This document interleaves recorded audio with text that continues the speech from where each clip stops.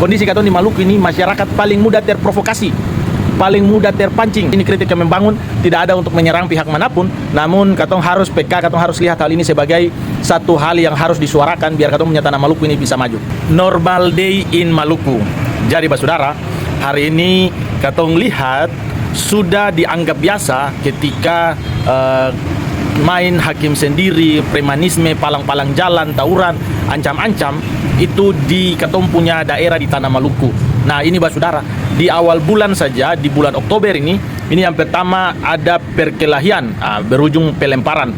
Itu terjadi sekitar tanggal 4 Oktober. Kemudian ancaman di media sosial picu rapat darurat. Nah, itu pada tanggal 3 Oktober.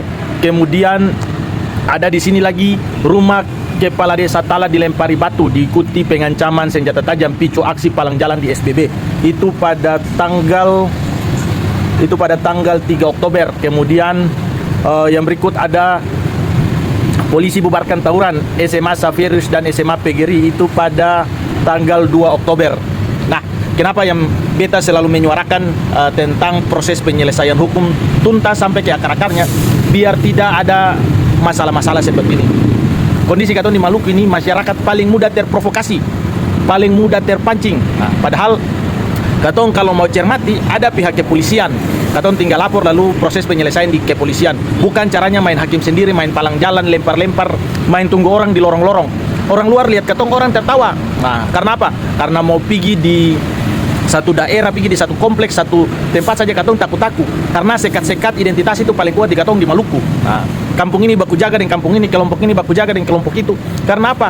Karena proses penyelesaian satu masalah hukum itu tidak sampai tuntas, sehingga meninggalkan jejak, meninggalkan dendam, sehingga bisa picu lagi masalah-masalah yang lain lagi. Ini beta juga setelah lihat berita yang ada, ternyata baru awal bulan Oktober saja kondisi-kondisi kekerasan, tawuran, premanisme, pengancaman, palang jalan itu banyak terjadi sekali di katong Maluku. Lalu yang beta bilang, katong Maluku mau maju bagaimana? Tidak ada investor, tidak ada pengusaha itu yang mau menanamkan dia punya modal di daerah yang suka terjadinya konflik. Nah hari ini kalau katong punya bapak-bapak pejabat di Provinsi Maluku dong tidak respon cepat, lalu bagaimana? Aparat penegak hukum juga dilihat pilih-pilih atau tebang pilih dalam penyelesaian masalah. Nah, yang berikut lagi, kalau sudah tidak ada investasi yang masuk di katong punya tanah Maluku, minimal pemerintah maupun aparat penegak hukum memberikan rasa aman sehingga wisatawan itu mau datang berwisata di katong punya tanah, biar bisa menggerakkan UMKM itu, pedagang-pedagang kecil dong yang jual rujak, yang jual aksesoris dong itu bisa laku. Tapi ini sudah tidak ada investasi besar yang masuk, tidak ada penyerapan tenaga kerja, kemudian sektor wisata, para wisata juga mati, padahal katong lihat potensi wisata paling besar. Nah, sehingga katong Maluku kalau tidak berbenah dan proses-proses konflik-konflik yang terjadi seperti ini justru memberikan katong Maluku ini semakin terbelakang, semakin kalah dari daerah-daerah lain.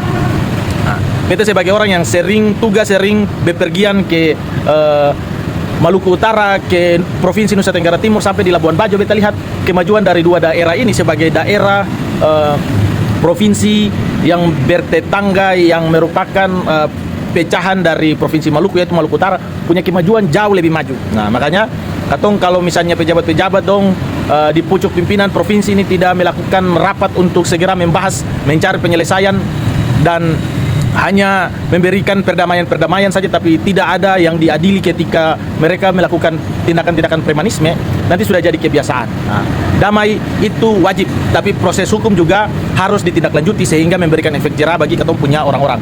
Nah, semoga beta punya konten-konten ini dilihat oleh katong punya bapak-bapak pejabat maupun aparat penegak hukum, sehingga adanya reformasi, adanya pembenahan supaya katong punya daerah ini bisa maju.